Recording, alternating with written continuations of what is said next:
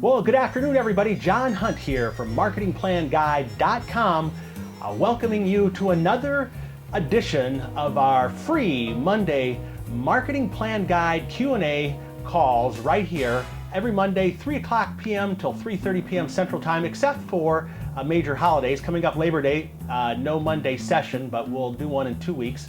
What is the best way to structure a sales and marketing arrangement to represent a manufacturing company outside of the U.S.? Okay, so we're looking at probably like a manufacturer's rep kind of arrangement. And what are some of the things to look for? Well, first of all, I want to put a disclaimer in here in that I do not give accounting or legal advice. Okay, I'm a marketing guy, not an accountant, not a lawyer. So take some of the things I want to tell you and make sure that any agreement you enter into is really reviewed by the appropriate professional. Because when you set up something like this with another company, you're talking about contracts, so you have to make sure that your terms are right. And but what I will do is talk about a few things in some of the companies that I've worked with as far as how you go about setting up these kinds of arrangements. Here's some of the factors to weigh in a marketing representation arrangement. The first question simply is it an exclusive or a non-exclusive arrangement? Because if it's exclusive, that gives you a lot of benefits. It allows you to be the only person to represent them in a particular area. Also, it can put some pressures on you because if you're the one and you're the one who needs to perform. If it's non-exclusive, you do need to be careful because oftentimes if several companies are representing the same products or something that's brought in by an outside company, you could have some issues with price competition and territory encroachment. So make sure some of those things are spelled out. We'll talk about that in just a minute. But really, that's the first thing to look at. Is this an exclusive or a non-exclusive arrangement for your representation? The next factor to weigh in on is do you have to commit to a certain volume level? I'm not talking about sound volume here. I'm talking about do you have to commit to a certain volume either upfront or over a period of time? And quite often when you have an exclusive arrangement, you're going to need to do some things like that. So you have to be very careful because you want to make sure that that volume level is something that you're capable of doing. So take a look at that, and that's going to also tie into your marketing plan as far as setting goals. If you have a quota that you have to reach, you need to make sure that you take that and account for it in your marketing plan. Here's some other factors to weigh in a marketing representation with an outside or out of the country firm. Are the territories that you're representing geographically defined? Say, for example, if you're going to represent the United States, is that a real firm border?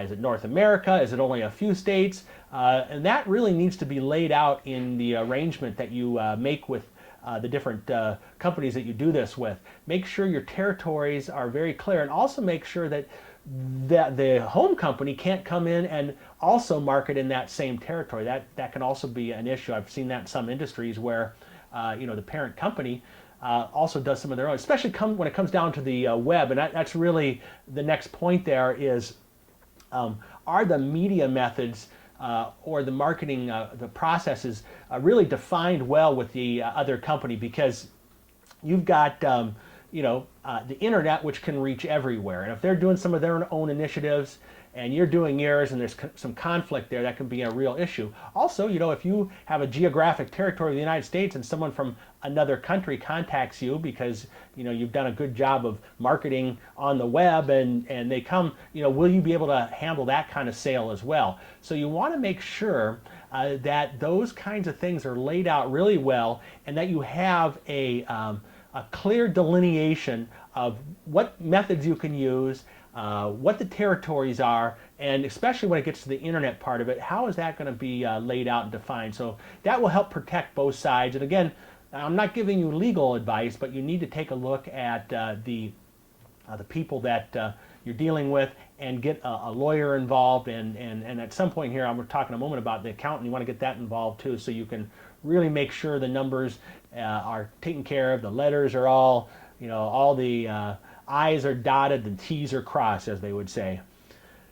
So when it gets down to the actual marketing piece, which I'll talk about here for a moment, is these are the really most important questions, like what is the market potential of this particular product or service? And you really need to determine that in advance so that you can really define how well and how big the market is.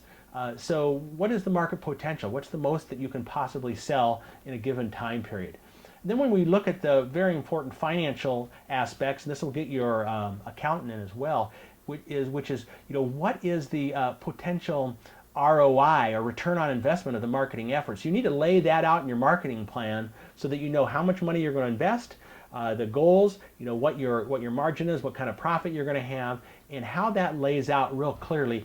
You need to make that pro forma before you enter into any representation agreement. Then the next is how defined is the target market, and that is driven by the product that you're representing. And this is this is section 2 of the marketing plan, which is who has a need for your product. Really defining out who that is, what's the ideal customer profile, and what is the market potential of that particular group. So make sure you ask those kinds of questions, lay it out really well, and you're going to have this whole plan laid out in a pro forma basis before you actually take and do the arrangement. That's it for today's program. It's the live Monday Marketing Plan Q&A. We do this every Monday, except major holidays, from 3 to 3:30 p.m. And the replay of this is posted generally within 48 hours. If you want to sign up for the replay, just get on our list for this particular program. You do that at marketingplanguide.com/live. The replays are always posted at www.marketingplanguide.com/questions. So if you want to see the replay, you just go to that. Again, it's typically about 48 hours after the program is when we have the replay up and available. So that's it for now. John Hunt here from MarketingPlanGuide.com saying so long until the next time for our live Monday Marketing Plan.